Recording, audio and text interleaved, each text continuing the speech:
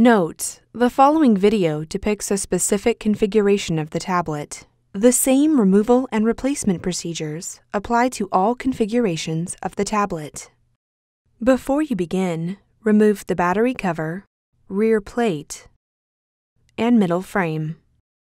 Removal: carefully disconnect the battery cable from its connector on the system board. Remove the grounding tape that secures the side key button cable to the system board. Disconnect the side key button cable from its connector on the system board. Carefully remove the side key button cable from the adhesive that secures it to the display panel assembly.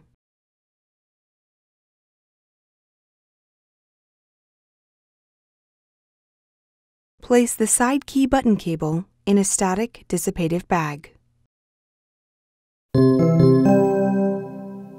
Replacement: remove the side key button cable from the static dissipative bag. Place the side key button cable into position on the display panel assembly and gently apply pressure to adhere it into place.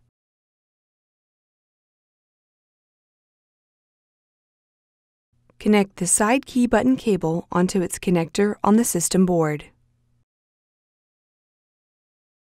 Replace the grounding tape that secures the side key button cable to the system board.